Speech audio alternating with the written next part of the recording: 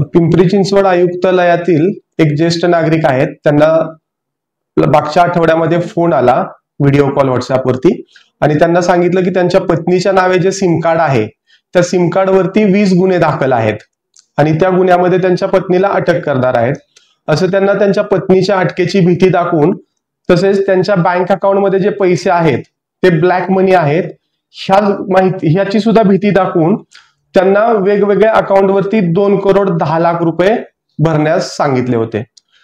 पिंपरी चिंचवड पोलिसांकडून मी सर्व नागरिकांना आव्हान करतो, जर कोणाला सोशल मीडियावरती असे पोलिसांचं नाव घेऊन किंवा पोलीस सीबीआय, नार्कोटिक्स, आरबीआय अशा सरकारी वेगवेगळ्या अधिकाऱ्यांचे नाव घेऊन जर कोणी फोन केला आणि आपल्याला अटक करत आहेत अशी जर धमकी देत असतील आणि आपल्याला पैसे मागत असतील तर आपण अशा व्यक्तींना सांगितल्याप्रमाणे कोणीही पैसे ट्रान्सफर करू नये।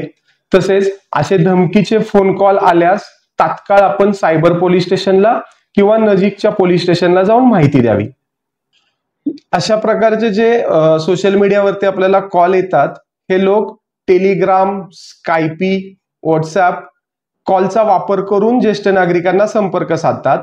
तर याची माहिती आता घेणं चालू आहे, आमचा तपास प्रायमरी स्टेजला आहे। तक्रारदार यांचे पैसे ज्या ज्या बँक खात्यामध्ये वर्ग झालेले आहेत त्या बँक खाते सुद्धा गोठवण्याचं काम चालू आहे आणि त्याचा शोध घेणे चालू आहे। आपल्याला सोशल मीडिया, व्हॉट्सअप, टेलिग्राम वरती जर कोणी पोलीस अधिकारी असल्याचे सांगून धमकावत असेल, त्यांनी जर आपल्याला काही नोटीस पाठवली असेल तर त्याची खात्री आपण जवळच्या पोलीस स्टेशनला जाऊन करावी। पोलीस कधीही आपल्याला डिजिटली अरेस्ट करत नाहीत, तसेच अटकेचे आदेश सुद्धा आपल्याला व्हॉट्सअप वरती कधी पाठवत नाहीत। माननीय सुप्रीम कोर्टाने आदेश बजावण्यासाठी आरोपींना आदेश सुद्धा सोशल मीडियावरती बजावायचे नाहीत असे आदेश दिलेले आहेत।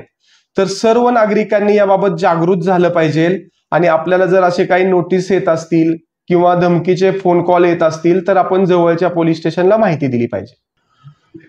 आपल्याला फक्त भीती दाखवून सायबर गुन्हेगार आपल्या भीतीचा फायदा घेऊन ते आपल्याकडून पैसे लुबाडत आहेत। तर आपल्याला असे काही कॉल प्राप्त झाले, काही नोटीस प्राप्त झाल्या तर आपण घाबरून न जाता जवळच्या पोलीस स्टेशनला किंवा सायबर पोलीस स्टेशनला संपर्क साधला पाहिजे।